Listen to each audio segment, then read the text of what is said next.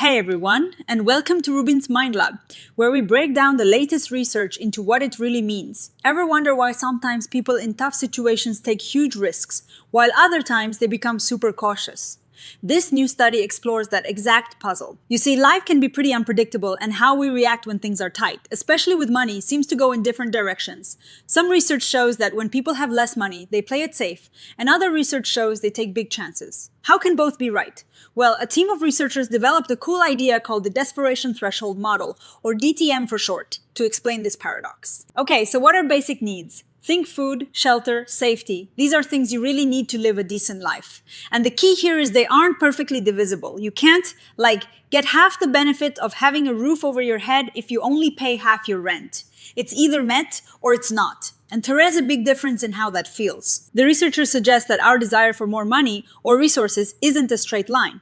Imagine a graph. When you have very little, getting a little bit more makes a huge difference to your well-being. It is like climbing out of quicksand. But once you're comfortably above basic needs, getting even more money doesn't make you as much happier. The extra usefulness or utility of each extra dollar gets smaller and smaller.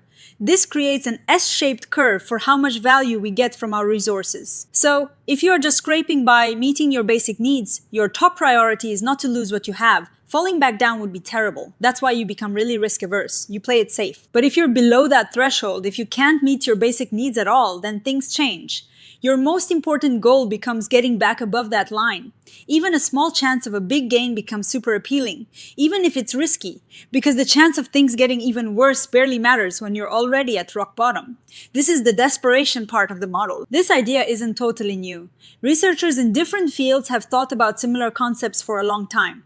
But this paper brings it all together, providing more evidence and exploring its implications. They gathered evidence from all sorts of places. For example, studies on farmers looking at whether to grow a reliable but lower yield crop or a riskier crop that could bring in more money. The findings often show that wealthier farmers tend to play it safer, planting more of the reliable crop. But the poorest farmers, those on the edge, sometimes chose the riskier crops to try and get ahead. They also looked at things like crime rates. Property crime, for instance, is often higher in poorer neighborhoods. This isn't necessarily because people in poverty are inherently bad, but because when you feel you have little to lose, risky activities that offer a chance at significant gain, even illegal ones, might seem like a rational gamble to escape extreme hardship. The researchers then looked at experiments. They'd set up tasks where people could earn points or money. They'd create situations where participants needed a certain amount of points to get a reward. When participants were far from meeting that goal, they tended to take more risks in the game, hoping to get a big payoff. But when they were close to meeting the goal, they played it safe, avoiding anything that might cause them to lose their progress. This is super interesting because it shows this isn't just about having a lot or a little money overall. It is about where you are relative to meeting your basic needs. It's about that threshold. And this model has big implications for society. Think about things like inequality. When there is a lot of inequality, more people might be pushed below that desperation threshold, leading to more risky behaviors like crime, which then affects everyone else. It also helps us think about welfare programs. A well-functioning welfare state aims to keep people above that desperation threshold. By providing a safety net, it reduces the need for people to take desperate, high-risk actions. It can even make people more willing to take calculated risks like starting a business because they know they have a baseline of security. Now, like any study, there are some things to keep in mind. The researchers acknowledge that sometimes it's hard to define exactly where that threshold is. Is it based on objective measures like income, or how someone feels about their situation? They argue it's likely a mix of both. Also, the definition of basic needs can change over time and place, adding another layer of complexity. But what this research does incredibly well is provide a rational explanation for behaviors that might seem irrational. It suggests that desperate risk-taking isn't always a sign of poor judgment, but can be a logical response to extreme circumstances when basic needs are unmet.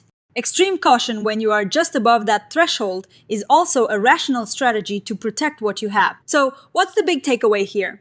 The Desperation Threshold Model offers a powerful new way to understand why people's decisions about risk change so dramatically based on their economic situation.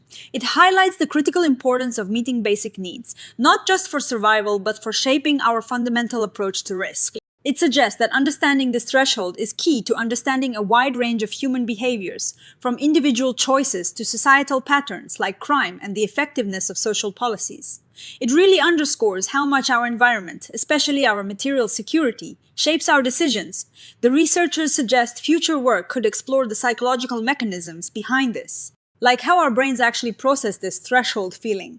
They also wonder if similar models could explain why some people are more prosocial than others, or how social structures impact compliance and rebellion.